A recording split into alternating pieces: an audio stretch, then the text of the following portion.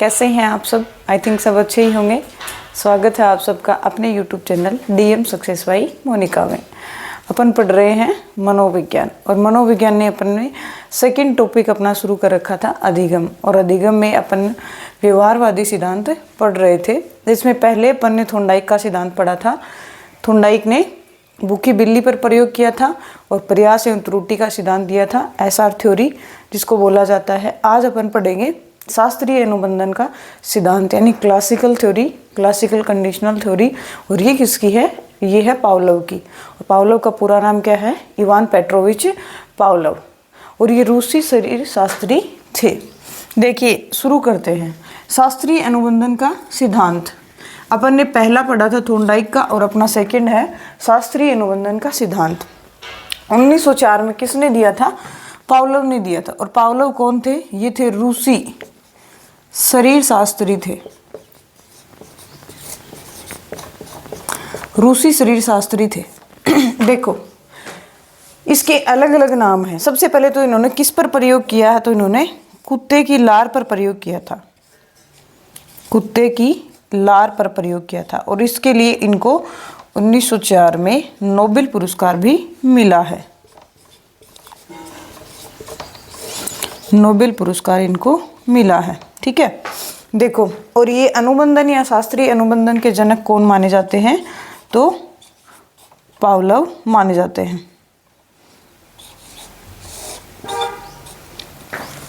देखिए इस सिद्धांत के अलग नाम दे रखे हैं, उपनाम दे रखे हैं। अनुकूलित अनुक्रिया सिद्धांत, अनुबंधन सिद्धांत, प्राचीन या परंपरागत अनुबंधन सिद्धांत। अब मैंने आपको थोंडाइक वाले में भी बताया था कि हिंदी में इनके बहुत सारे नाम आ जाएंगे, लेकिन अपने को इसका एक इंग्लिश नाम जो है वो याद रखना। इंग्लिश नेम क्या है? Classical conditional learning theory. S type वो थी एस आर थ्योरी, और ये है S type theory, S type learning theory या सी आर थ्योरी इसको बोला जाता है। तो ये तो इसके उपनाम हो गए, या अन्य नाम जिसे बोला जाता है वो अन्य नाम हो गए। और इस सिद्धांत का नाम क्या है? क्लासिकल कंडीशनल थ्योरी जिसको बोला जाता है। और ये इवान पेट्रोविच पावलोव या फिर पावलोव का है, और ये रूसी शरीर शास्त्री थे। इन्होंने कुत्ते की लार पर प्रयोग किया है, और ये शास्त्रीय अनुबंधन या अनुबंधन के जनक माने जाते हैं। देखो एक बार आप इसका स्क्रीनशॉट लो, इसके बाद मैं आपको बताती हूँ। इवान पेट्रोविच पावलोव जो है, या पावलोव ने अपने सिद्धांत में क्या किया है? कुत्ते की लार पर प्रयोग किया है। और ये बताते हैं कि दो प्रकार की अनुक्रियाएं इंसान करता है। कौन कौन सी? एक तो करता है स्वाभाविक, और एक करता है अस्वाभाविक। स्वाभाविक क्रियाएं वे होती हैं जो जन्मजात होती हैं, और अस्वाभाविक क्रियाएं वे होती हैं जो वो अर्जित करता है। तो देखिए अपन को भोजन को देख के मुंह में लार आना क्या है? स्वाभाविक क्रिया है। लेकिन उसी क्रिया के साथ किसी चीज को जोड़ करके हमें बार बार यदि प्रयास करवाया जाता है, और अपन उसके साथ कनेक्शन में आ जाते हैं या अनुकूलित हो जाते हैं, तो क्या हो जाता है? अपना बैलेंस बना लेते हैं कि ये क्रिया होने पर भी अपन स्वाभाविक अनुक्रिया के जैसे कार्य करेंगे तो वो अस्वाभाविक अनुक्रिया हो जाती है। तो इन्होंने कुत्ते की लार पर किस तरीके से प्रयोग किया? देखो एक छोटी सी स्टोरी है, मैं एक बार आपको बोल के सुनाती हूँ, उसके बाद में उसको नोट करेंगे अपन। इन्होंने एक कुत्ते को पिंजरे में रख दिया, तो और ये क्या करते थे? एक टाइम था, उस टाइम पे ये कुत्ते को भोजन देते थे। तो पहले तो ये भोजन देते, कुत्ते के मुंह में लार आ जाती। उसके बाद क्या होता था? ये धीरे धीरे इन्होंने जैसे भोजन देने जाते थे उससे कुछ सेकंड पहले घंटी बजाते थे, एक बेल दबाते थे, और उससे कुत्ते को धीरे धीरे ये अंदाज़ा होने लग गया कि जैसे बेल बजेगी भोजन आ जाएगा, जैसे बेल बजेगी भोजन आ जाएगा। ये बार बार ये क्रियाएं करने लगे। एक बार क्या होता है? इन्होंने सिर्फ बेल बजाई और कुत्ते के मुंह से लार आ गई, क्योंकि उसको पता था बेल बजते ही क्या आ जाता है? भोजन आ जाता है। तो जैसे ही बेल बजी कुत्ते के मुंह से लार आने लग गई। फिर यही क्रिया बार बार करने लग गए, तो बीच में क्या हो जाता है? लार आनी बंद हो जाती है, क्योंकि अब उसको ये पता चल गया कि भोजन नहीं आएगा, सिर्फ घंटी बजेगी। फिर दोबारा पावलोव ने क्या किया? घंटी के साथ भोजन देना प्रारंभ किया। उसके बाद फिर से यही क्रिया होने लग गई कि जैसे भोजन जाता उससे पहले घंटी बजती, कुछ सेकंड का समय अंतराल इनके बीच में रहता था, तो कुत्ते के लार आनी प्रारंभ हो गई। इसको अपन बोलते हैं स्वाभाविक अस्वाभाविक अनुक्रिया, जिसको यूसीएस, यूसीआर CSCR बोला जाता है। इनको मैं आपको एक बार लिख करके अच्छे से समझाऊंगी, पर यही प्रयोग था कि कुत्ते को भोजन देना, साथ में घंटी बजाना, उसके साथ जो क्रियाएं थी उसको एक दूसरे से संबंध करना, अनुकूलित करना, इसलिए इसको बोला जाता है अनुकूलित अनुक्रिया सिद्धांत। आपने स्क्रीनशॉट ले लिया होगा। अगली स्लाइड पर अपन इसके प्रयोग के बारे में और पढ़ेंगे। अब देखो प्रयोग क्या है। अपन ने अभी देखा कि स्वाभाविक जो क्रियाएं होती हैं वो जन्मजात होती हैं। तो स्वाभाविक क्रियाएं कैसे, भोजन को देख करके मुख में लार आना क्या है, स्वाभाविक क्रिया है। इसी प्रकार से अस्वाभाविक क्रियाएं क्या हैं, जिनको अपन अर्जित करते हैं, इसके बारे में अभी अपन आगे पढ़ेंगे। देखो अब अपने को ये वर्ड यूज में लेने हैं, UCR, UCS, CSCR। तो मैं आपको बता देती हूँ इनको क्या क्या बोला जाता है। तो UCR जो है वो है लार, और ये क्या है, अनुक्रिया है। इसके बाद देखो स्वाभाविक, जिसको कंडीशनल स्टिमुलस बोला जाता है, वो है UCS, स्वाभाविक भोजन है। उसके बाद देखो अस्वाभाविक है, वो क्या है, घंटी है। UCS अनकंडीशनल स्टिमुलस, और CS क्या है, कंडीशनल स्टिमुलस। UCR क्या है, अनकंडीशनल रिस्पॉन्स स्टिमुलस, और CR क्या है, कंडीशनल रिस्पॉन्स बोला जाता है। अब देखो ये किस तरीके से कार्य करता है वो अपन देखते हैं। UCS जो है, सबसे पहले अपन क्या देते हैं, भोजन देते हैं। कुत्ते को सबसे पहले क्या दिया था, पावलोव ने भोजन दिया था, और भोजन देने के बाद उसको क्या हुआ, लार, UCR, यानी क्या हुआ था, लार आई थी। उसके बाद देखो पावलोव ने क्या किया, भोजन के साथ घंटी बजाना शुरू कर दिया था। तो सबसे पहले उसने क्या किया, घंटी बजाई थी, सबसे पहले घंटी बजाई थी, यानी CS। और फिर क्या दिया, भोजन दिया, UCS। तो UCS, CS और UCS के बीच में थोड़ा सा समय अंतराल होता है, 3 से 5 सेकंड का। अब इस बार उसने क्या किया, पहले घंटी बजाई, उसके बाद भोजन दिया, तो भी क्या होगा, UCR, यानी लार जो है वो बाहर आएगी।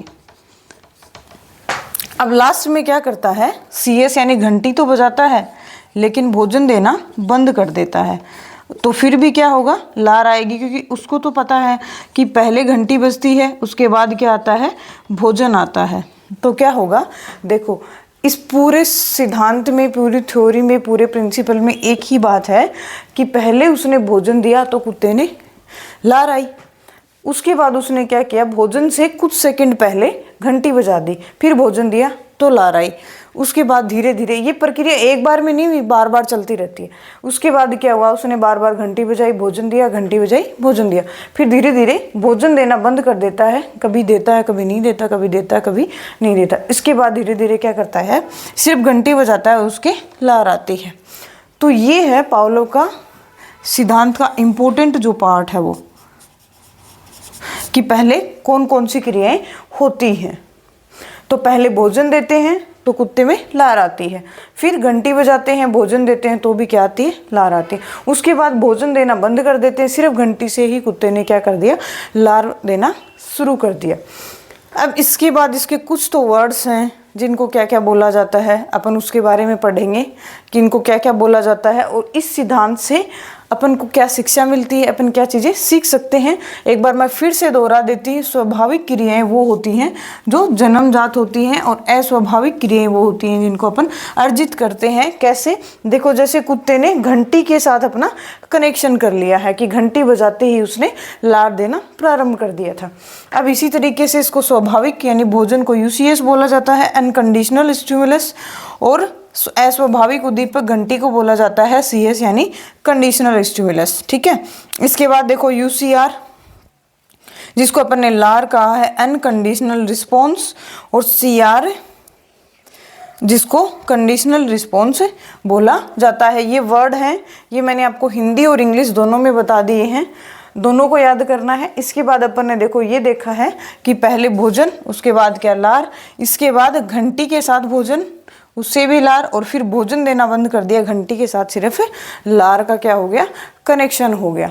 एक बार आप इसका स्क्रीनशॉट लो, फिर अगली स्लाइड पर अपन आगे का पढ़ते हैं।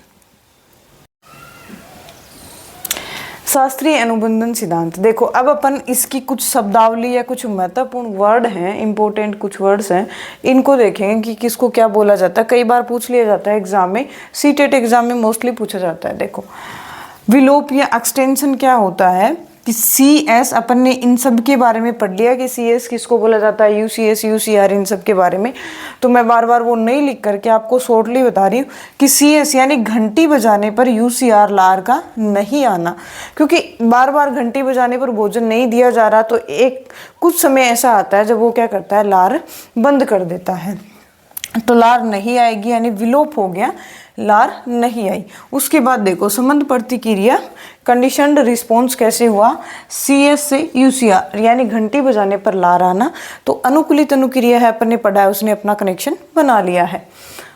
उसके बाद आता है सामान्यीकरण यानी जनरलाइजेशन। ऐसे ही देखो कुछ होता है, जैसे अपन ने घंटी बजाई, भोजन दिया और लार आई, तो धीरे धीरे घंटी बजाई और सिर्फ लार अपन ने देखी, तो क्या करता है कि उसी घंटी के जैसी, मतलब उसी के समान दूसरी, उसी के समान दूसरी घंटी बजाना या उसी उद्दीपक के समान दूसरा उद्दीपक प्रस्तुत करने पर लार आना क्या है, अनुक्रिया होती है। तो उसी के समान दूसरी घंटी बजाना, ये तो क्या है, उद्दीपक उसने प्रस्तुत किया है, और क्या आई, लार आई, लार आना क्या हुआ, अनुक्रिया हुई, अनुक्रिया। तो ये क्या हो गया, जनरलाइजेशन यानी सामान्यीकरण हो गया। और विभेद क्या है, डिस्क्रिमिनेशन क्या है, ये जनरलाइजेशन का उल्टा होता है, यानी यदि हम दूसरा कोई भी स्टिमुलस या उद्दीपक या कोई घंटी बजाते हैं तो कुत्ते का लार नहीं देना क्या है, ये क्या है, जनरलाइजेशन या विभेद है। या तो दूसरा उद्दीपक प्रस्तुत करने पर, दूसरा उद्दीपक प्रस्तुत करने पर, या फिर दूसरा उद्दीपक कौन है, अन्य कोई घंटी बजाने पर लार का नहीं आना, नहीं आना, यानी इस बार क्या हुआ, अनुक्रिया नहीं हुई।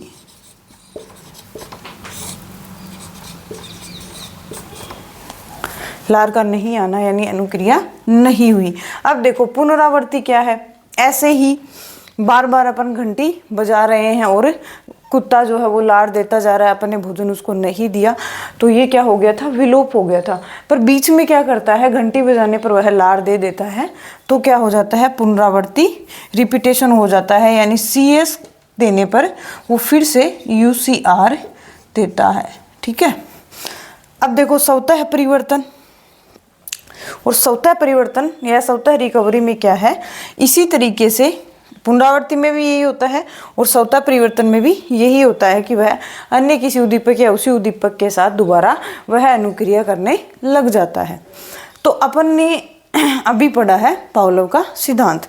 देखो एक बार अपन फिर से इसको समझते हैं कि विलोप तो क्या हुआ कि घंटी बजाने पर लार नहीं देना यानी विलोपन हो गया। उसके बाद संबंध प्रतिक्रिया, घंटी बजाई और लार आ गई, इसके साथ क्या हो गया, अनुकूलन हो गया। सामान्यीकरण क्या हो गया, वैसा ही कोई अन्य उद्दीपक या वैसे ही कोई अन्य घंटी बजाने पर लार देना क्या हो गया, जनरलाइजेशन हो गया। डिस्क्रिमिनेशन इसी का उल्टा होता है, यानी कोई अन्य उद्दीपक या अन्य कोई घंटी बजाई अपन ने तो उसने लार नहीं दी। इसके बाद आती है पुनरावृत्ति, यानी CS बार बार देने पर कभी ना कभी उसको UCR देना या लार देना। अब उसके बाद देखो स्वतः परिवर्तन में क्या होता है, स्वतः परिवर्तन में भी यही प्रक्रिया होती है। तो अपन ने पढ़ा है शास्त्रीय अनुबंधन का सिद्धांत जो 1904 में पावलोव ने दिया था, और ये कौन थे, ये थे रूसी शास्त्री थे। और क्रो एंड क्रो क्या कहते हैं इसके बारे में, इस सिद्धांत का शैक्षिक निहितार्थ क्या बताते हैं क्रो एंड क्रो। ऐसे तो सीखने का सिद्धांत, इसके द्वारा बच्चे सीख सकते हैं, डिसिप्लिन में रहते हैं, लेकिन क्रो एंड क्रो क्या कहते हैं कि इस सिद्धांत के द्वारा बच्चे बहुत अच्छे से सीखते हैं और बहुत अच्छे से अनुशासन में रहते हैं। तो ये था अपना पावलोव का सिद्धांत, मैंने आपको बहुत अच्छे से समझाया है। एक बार अगर समझ में नहीं आता है तो आप रिपीट करके क्लास देखें, और फिर भी अगर कुछ समझ में नहीं आता है तो कमेंट जरूर करें, आपको फिर से समझाया जाएगा। और अपने channel DM success by Monica को सब्सक्राइब करें ताकि हमारा हौसला बना रहे और आपके लिए और अच्छा कार्य कर सकें। खुद भी जुड़े रहें, अपने साथियों को भी जोड़ें, स्वस्थ रहें, मस्त रहें, अपनी पढ़ाई में व्यस्त रहें। Thank you.